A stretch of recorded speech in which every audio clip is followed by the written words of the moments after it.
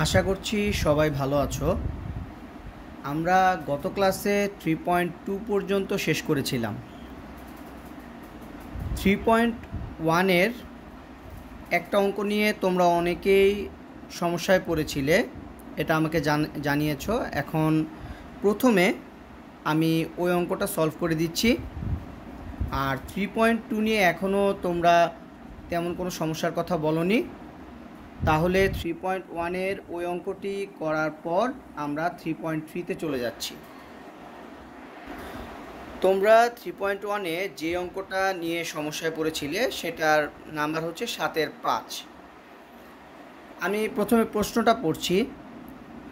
যে বর্গের একটি কর্ণের প্রান্তবিন্দু দুইটির স্থানাঙ্ক 6,3 ও -2, ওই বর্গের ক্ষেত্রফল এবং অপর দুইটি শীর্ষবিন্দুর স্থানাঙ্ক নির্ণয় করো। তার মানে বোঝা যাচ্ছে একটা বর্গের কথা আমাদের বলা আছে। যদি আমরা ধরে নেই বর্গটা ABCD, বলা আছে কর্ণের প্রান্তবিন্দু দুইটির স্থানাঙ্ক। তার মানে যদি আমরা ধরি যে কর্ণ AC, তাহলে A আর C দেওয়া আছে। যদি কর্ণ BD ধরি তাহলে B এবং D দেওয়া আছে।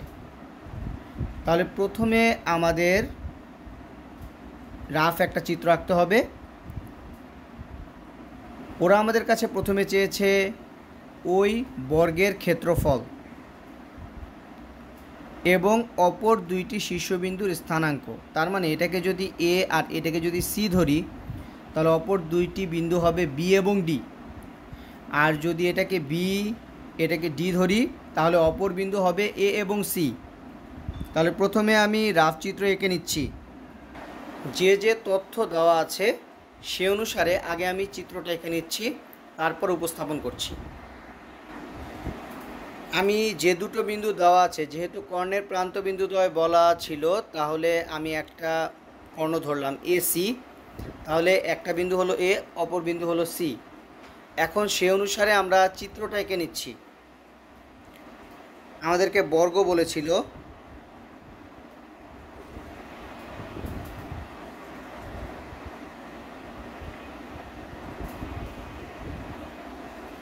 মোটামুটি চোখের আন্দাজে একটি বর্গ এঁকে নিলাম।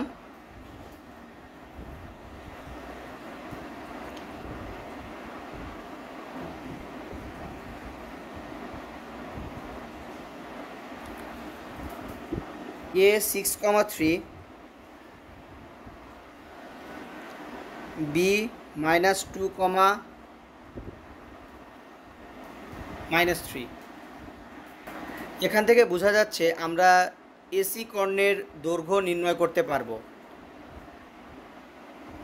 9-10-এর সূত্রে থেকে তোমরা ধারণা পেয়েছো কর্ণের দৈর্ঘ্যের, বর্গের কর্ণের দৈর্ঘ্যের সূত্র হলো √2a, যেখানে a হলো বর্গের বাহু। তাহলে আগে আমরা AC নির্ণয় করে ফেলি, তারপরে বর্গের কর্ণের দৈর্ঘ্যের সূত্রতে যাব।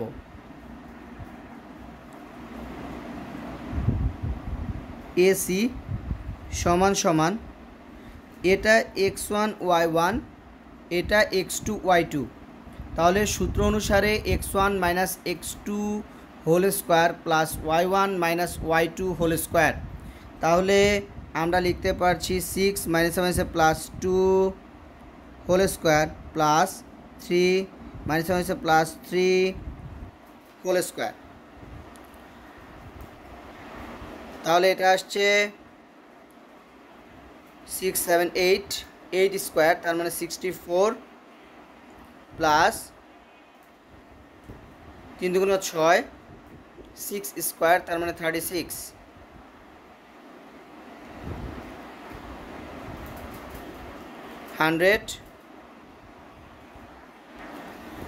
তার মানে আসছে 10। AC হলো বর্গের কর্ণ, AC কর্ণ। তাহলে আমরা বর্গের কর্ণ হিসেবে সূত্র জানি, বর্গের কর্ণের দৈর্ঘ্য সমান সমান √2 ইন্টু বর্গের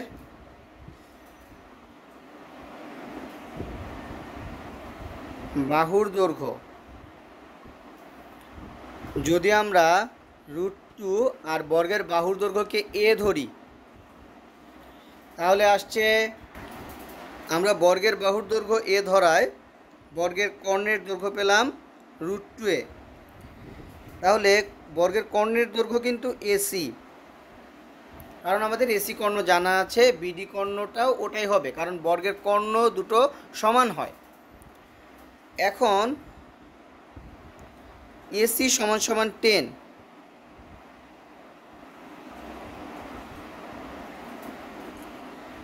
তাহলে আমরা লিখতে পারছি √2a = 10। তাহলে আসছে, যদি আমরা স্কোয়ার করে ফেলি তাহলে 2a² = 100। তাহলে এখান থেকে আমরা a স্কোয়ারের মান বের করতে পারছি। আর আমরা জানি বর্গের বাহুর দৈর্ঘ্য যদি a হয় তাহলে বর্গের ক্ষেত্রফল হবে a²। তাহলে আমরা a² বের করতে পারলেই কিন্তু ক্ষেত্রফল পেয়ে যাচ্ছি। তাহলে দাঁড়াচ্ছে a² সমান সমান 100/2, তার মানে a² = 50। অতএব বর্গের ক্ষেত্রফল সমান সমান 50। যেহেতু কোনো একক নেই তাহলে এটাকে আমাদের দিতে হবে বর্গ একক। তাহলে বর্গের ক্ষেত্রফল নির্ণয় শেষ হয়ে গেল। এখন আমি আবার চিত্রটায় ফিরে যাচ্ছি। এখানে দেখো এসি আমরা জানি, বি এবং ডি এটা ধরে নিতে হবে। তাহলে বি, এটাকে যদি আমরা এ কমা বি, আর ডি এটাকে যদি সি কমা ডি ধরি তাহলে আমাদের এ বি সি ডি এই চারটির মান লাগবে। এখন আমাদের কাছে কি কি আছে? এ এবং সি আছে, আর এসি এর দৈর্ঘ্য আছে। আরেকটা জিনিস কিন্তু আমরা এখান থেকে জানতে পেরেছি, সেটা হচ্ছে প্রত্যেকটা বাহুর দৈর্ঘ্য কত সেটা। কারণ আমাদের এখানে এ বি, বিসি, সিডি, এডি এগুলো হলো এ হিসেবে কাজ করছে। তার মানে দাঁড়াচ্ছে এগুলো প্রত্যেকটা কিন্তু এ।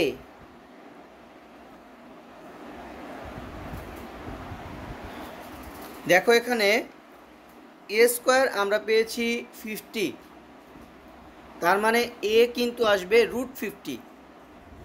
তাহলে আমরা লিখে ফেলছি এগুলো প্রত্যেকটাই a = কত?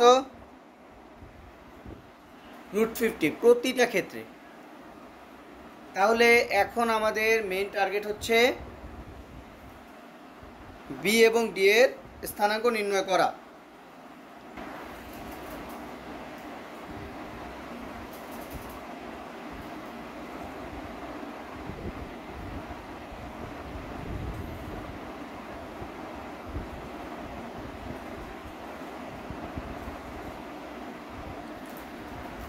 B A comma B R D হলো সি কমা ডি। তাহলে আমরা চিন্তা করছি যে প্রথমে আমরা বি নিয়ে কাজ করতে চাচ্ছি। তাহলে দেখো চিত্রে যাচ্ছি, বি নিয়ে যদি কাজ করতে যাও তাহলে এ বি আর বিসি কিন্তু সমান, এ বি আর বিসি সমান। আর এখান থেকে বিসি এর মান কত? √50। তার মানে আমরা এ বি = বিসি করে এ আর বি এর একটা ইকুয়েশন পাবো, আর বিসি √50 ধরে এ বি এর আরও একটা ইকুয়েশন পাবো। তাহলে আমরা স্টার্ট করছি এ বি = বিসি দিয়ে। আগে তোমাদের সুবিধার্থে আমি এখানে আবার চিত্রটা এঁকে নিচ্ছি।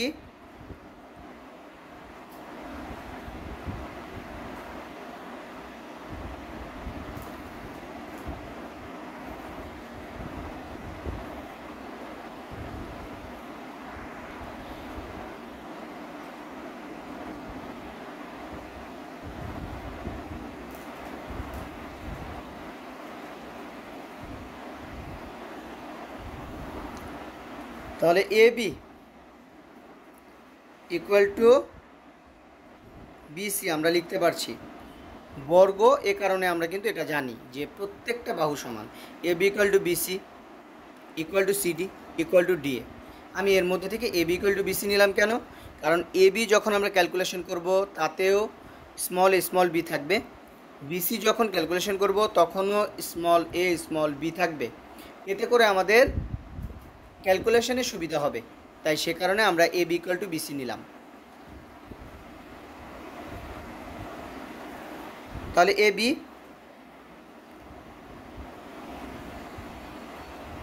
Root A minus 6 square B minus 3 square equal to BC A minus মাইনাসে plus 2 whole square B minus মাইনাসে প্লাস 3 হোল স্কোয়ার। তাহলে দুই সাইড থেকে আমরা রুট কেটে দিচ্ছি, স্কোয়ার করা হচ্ছে সেই হিসাবে। তাহলে থাকছে A minus 6 whole square B minus 3 whole square A plus 2 whole square B plus 3 whole square. তাহলে এটা এ মাইনাস বি হোল স্কোয়ারের সূত্রে যাবে, A square minus 2 A B একবারে লিখে ফেলছি প্লাস বি স্কোয়ার, এখানেও A minus B whole square, এখানে A plus B whole square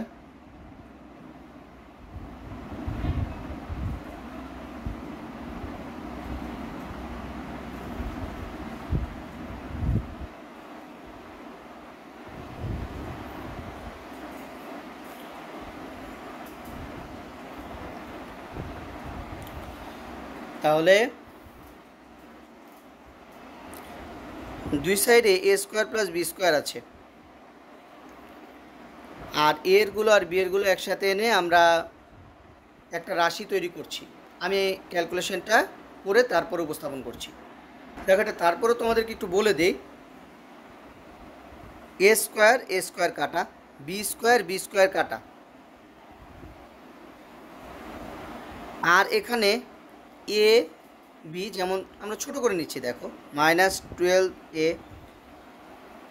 minus 6b plus 36 plus 9 45। A square B square কাটা চলে গেছে, আমরা ধরে নিচ্ছি।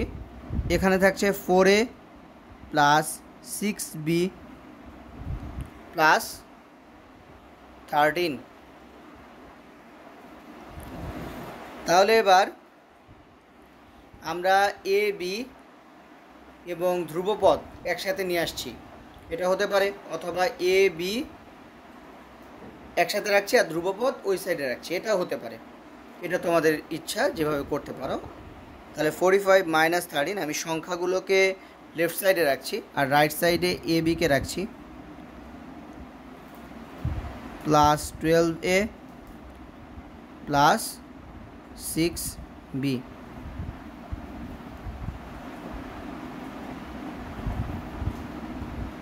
তাহলে এটা আসছে 32 equal to 16a plus 12b। তাহলে এবার আমরা এটাকে এভাবে লিখতে পারছি, 16a plus 12b equal to 32। তাহলে আমরা যদি এটাকে 4 দিয়ে ভাগ করে দিই, তাহলে 4a plus 3b equal to 8। এখন আমরা এখান থেকে এ বি যে কোনো একটা মান বের করে রাখতে পারি। আমি ক্যালকুলেশনের ভগ্নাংশে যেতে চাচ্ছি না, তাই 4 এর মান নিচ্ছি 8 মাইনাস 3b। এটাকে আমরা 1 নং দিলাম। এবার আবার চিত্রটা যাচ্ছি, দেখো চিত্রটা। আমরা যেহেতু এ বি ইকুয়াল টু বিসি নিয়ে কাজ করেছি, এখন আমরা এ বি ইকুয়াল টু √50 অথবা বিসি ইকুয়াল টু √50 নিয়ে কাজ করতে পারি। আমি বিসি ইকুয়াল টু √50 নিয়ে কাজ করছি, কারণ এ বি বিসি দুইটাই বাহু, এবং এর আগেও তোমাদেরকে ব্যাখ্যা করেছি যেহেতু এ বি বিসি দুটোর মধ্যেই স্মল স্মল বি রয়েছে, তাই আমাদের এই রাশিগুলো একসাথে ক্যালকুলেশন করাটা সুবিধাজনক। তাহলে আমাদের মেইন টার্গেট হচ্ছে এখন বিসি নির্ণয় করা।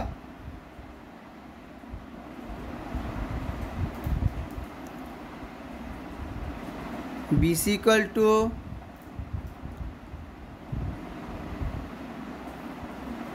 Root a plus 2 whole square plus b plus 3 whole square. একটু দেখো, বিসির ক্যালকুলেশন কিন্তু এই পার্টটা ছিল, আবারও দেখাচ্ছি রাইট সাইডটা সম্পূর্ণটা বিসির ক্যালকুলেশন। তাহলে বিসি সমান সমান আমরা কত পাচ্ছি? √50, কারণ বাহু হিসেবে বাহু প্রত্যেকটা বাহু হলো এর সমান এবং এ হলো √50। তাহলে আমরা এই ক্যালকুলেশনটা বারবার না করে চাইলে কিন্তু শর্ট করে আনতে পারি। তাহলে এটাকে আমি এভাবে লিখছি, a plus 2 whole square B plus 3 whole square, সেটা রুট, তাহলে রুট চলে যাচ্ছে। তাহলে 50 equal to a plus 2 whole square B plus 3 whole square. তাহলে এই ক্যালকুলেশনটা দেখো আমরা প্লাস মাইনাস করার পরে কি পেয়েছিলাম? a square plus B square তখন কাটা চলে গিয়েছিল, কিন্তু এখন তো থাকবে, তার সাথে থাকবে 4a প্লাস 6b প্লাস 13। তার মানে একবারে আমরা লিখে ফেলতে পারছি 50 equal to a square plus B square plus 4a plus 6b plus 13। তুমি কিন্তু চাইলে এই ক্যালকুলেশনটা সরাসরি লিখে ফেলতে পারতে, আবার কেউ যদি মনে করো না আমি এটা দেখিয়ে দেব, সেটাও সম্ভব। তাহলে এবার আমরা যে অংশটায় ছিলাম সেই অংশটায় ফিরে যাচ্ছি। তাহলে দেখো, আমি বলেছিলাম 4a ইকুয়াল টু 8 - 3b, তাহলে 4a এর জায়গায় কিন্তু 8 - 3b বসিয়ে ফেলতে পারবো, কিন্তু এর জায়গায় আমরা কি বসাবো? তাহলে তোমাদের বোঝানোর জন্য আমি এটা ভেঙে দেখাচ্ছি। দেখো, a square plus B square, 4a এর জায়গায় আমি 8 - 3b বসাতে পারছি। তাহলে এখানে প্লাস মাইনাসটা আমি কমপ্লিট করে ফেলছি। a square plus B square plus 8 plus 13 21 plus 3b। তাহলে এখন আমাদের যদি এর মানটা জানা হয়, তাহলে কিন্তু মানে এটাকে যদি আমরা ধরো এখানে বসিয়ে দিতে পারি যে যেন বি হয়ে যায়, তাহলে সেই হিসেবে কিন্তু আমরা বি এর একটা মান পেয়ে যাই। তাহলে এবার আমরা দেখি কি করতে পারি। দেখো, আমাদের এখানে a স্কোয়ার, তাহলে এটাকে যদি আমি 4a হোল স্কোয়ার কল্পনা করি, আবারও বলছি 4a হোল স্কোয়ার কল্পনা করি, তাহলে কিন্তু 8 - 3b বসাতে পারছি। তাহলে আবারও বলছি 4a হোল স্কোয়ার, তার মানে 16a স্কোয়ার। তাহলে উভয় পক্ষকে কিন্তু 16 দ্বারা গুণ করতে হয়। তাহলে আমরা 16 দ্বারা গুণ করে ফেলছি। 16 গুণ 50 800, 16 দ্বারা গুণ করলাম 16a স্কোয়ার, 16b স্কোয়ার, 16 গুণ 21, তাহলে 16 গুণ 21 আসছে 336। তাহলে আমরা 336 প্লাস 16 গুণ 3 48b। তাহলে এবার 800 এটাকে আমরা লিখতে পারছি 4a whole square 16b square 336 48b 800 4a এটাকে আমরা লিখতে পারছিলাম 8 minus 3b whole square plus 16b square plus 336 plus 48b। তাহলে এবার 800 এটা a minus b whole square a square 64 minus 2ab, তাহলে 2 into 2ab 2 into 8 into 3 minus 48b plus 3b whole square, তার মানে 9b square plus 16b square plus 336 plus 48b। তাহলে আসছে আমাদের minus 48b plus 48b cancel হয়ে গেল। 800 equal to এ দুটো আমরা যোগ করছি 400, সরি হ্যাঁ ঠিক আছে 64 36 100 আর হলো 300, তার মানে হলো 400 হয়ে গেল plus 25b square.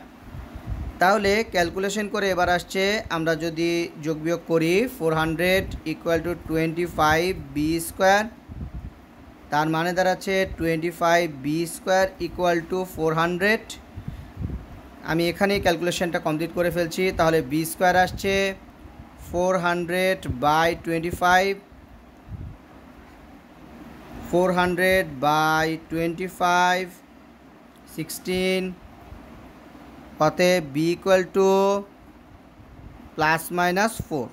Plus minus এখানে অবশ্যই দিতে হবে, কারণ প্লাস মাইনাস যদি আমরা এখানে না দেই তাহলে স্থানাঙ্ক প্রকাশ হবে না। কেন হবে না? কারণ স্থানাঙ্ক যেহেতু, সুতরাং যেটা প্লাসেরও হতে পারে মাইনাসেরও হতে পারে। এবার আমরা বি এর যে মান পেলাম সেটা বসিয়ে দেব 1 নংয়ে। তাহলে বি এর মান পেলাম দুটো, একটা 4 আর একটা -4। তাহলে এর মানও পাবো আমরা দুটো। আমরা জানি 1 নং থেকে আমরা পাচ্ছি 4a equal to 8 minus 3b। 1 নং থেকে এটা আমরা পাচ্ছি। তাহলে b ইকুয়াল টু 4 হলে 1 নং, তাহলে 4a equal to 8 minus 3b, তাহলে এটা আসছে 8 মাইনাস 12, তাহলে -4, তাহলে a ইকুয়াল টু -1। অতএব বিন্দু আমরা পেলাম -1,4। আবার b ইকুয়াল টু -4 হলে 1 নং থেকে আমরা পাবো 4a equal to 8 minus 3b, 8 minus plus 12, তাহলে 20, 4a ইকুয়াল টু 20, তার মানে a ইকুয়াল টু 5, তার মানে দাঁড়াচ্ছে 5, -4। তাহলে বিন্দুর স্থানাঙ্ক কিন্তু আমরা এখানে পেলাম দুটো। এখন প্রশ্ন হচ্ছে আমরা বের করছিলাম কিন্তু বি বিন্দুর স্থানাঙ্ক। এখন বি বিন্দুর স্থানাঙ্কই যদি দুটো হয় তাহলে ডি বিন্দুর স্থানাঙ্ক কি হিসেবে আরও দুটো আসার কথা, তাহলে দুটো 4টা। তার মানে হলো কি আমাদের এখন কি তাহলে অঙ্ক ভুল হলো না? এখানেই মেন বিষয়টা বোঝার যে তুমি যেই প্রসেসে এখানে দুটো স্থানাঙ্ক বের করেছো, আমি চিত্রটায় যাচ্ছি, মনোযোগ দিয়ে খেয়াল করবে।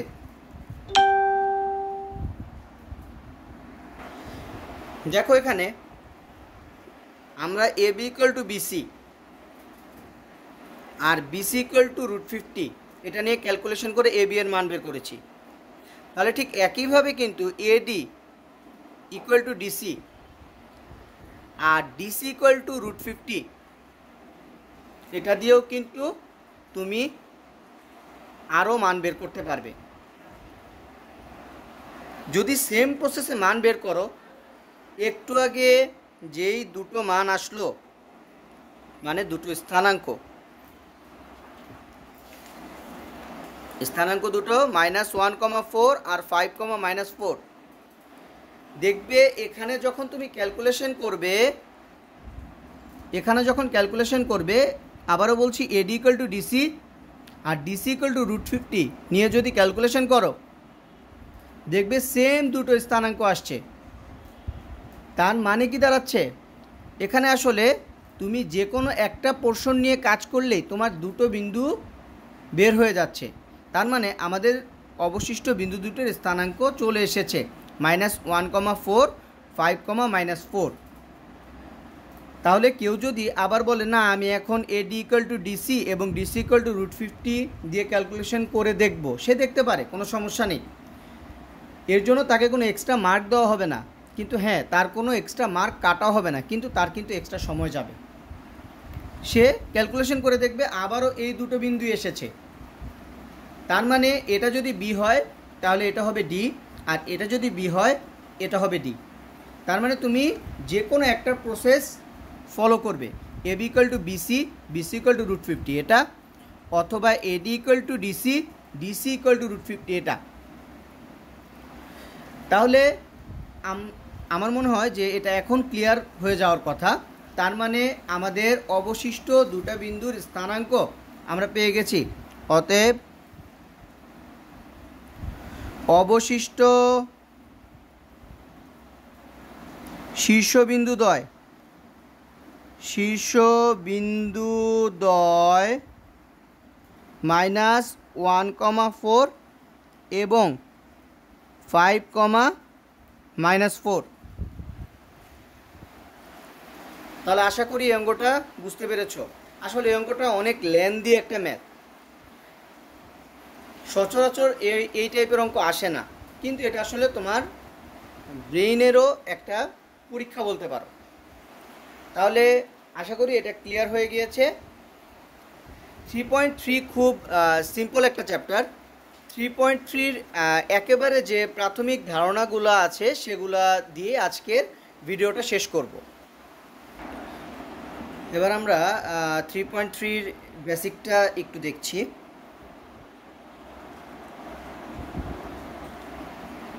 আসলে 3.3-তে তেমন কোনো নতুন অংশ নেই।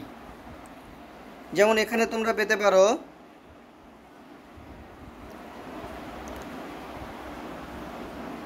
বিন্দু ত্রয় সমরেখ কিনা, তার মানে হলো সমরেখর কনসেপ্টটা তোমরা পেতে পারো।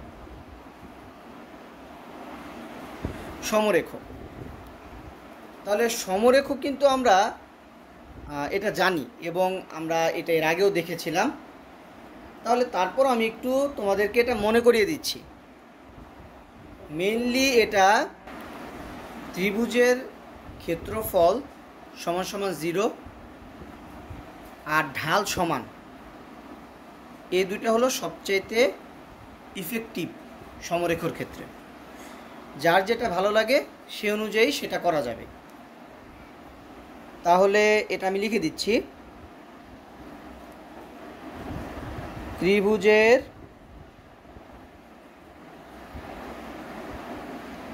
ক্ষেত্রফল সমান সমান 0।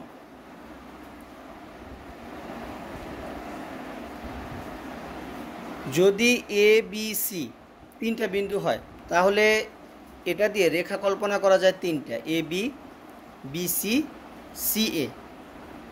সমরেখর ক্ষেত্রে ঢাল M A B, M B C, M C A সমান A B, B C, C A. যদি তিনটা রেখা কল্পনা করা যায়, তার মানে বিন্দু হলো এবিসি। তাহলে এক্ষেত্রে ত্রিভুজ এবিসি এর ক্ষেত্রফল সমান সমান 0, এটা বলা যায়।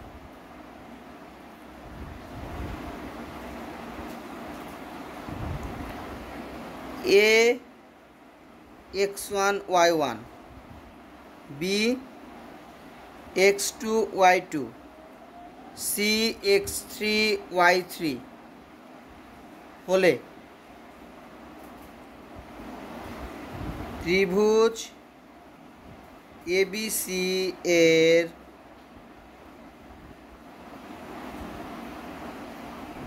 ক্ষেত্রফল সমান সমান half x1 x2 x3 x1 y1 y2 y3 y1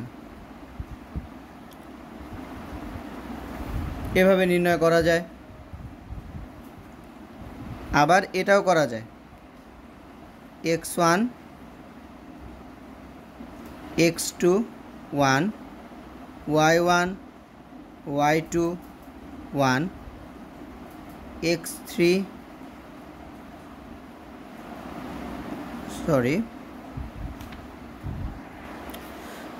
এখানে x3 এখানে y3, আর এগুলোকে 1 1 রাখলে সুবিধা হবে। x1 x2 x3 y1 y2 y3 1 1 1। আবার এটাকে মডিফাই করে এভাবেও লেখা যায়, x1 x2 x3 y1 y2 y3 1 1 1। তার মানে সহজ কথা হলো, ধরো এ বিন্দুর স্থানাঙ্ক x1 y1 দিলাম, যেহেতু নির্ণায়ক তৈরি করতে হবে 3/3, তার মানে 1 রাখলাম। x2 y2 দিলাম, আবার যেটা খালি আছে সেটাকে 1 দিলাম। x3 y3 দিলাম, 1 দিলাম।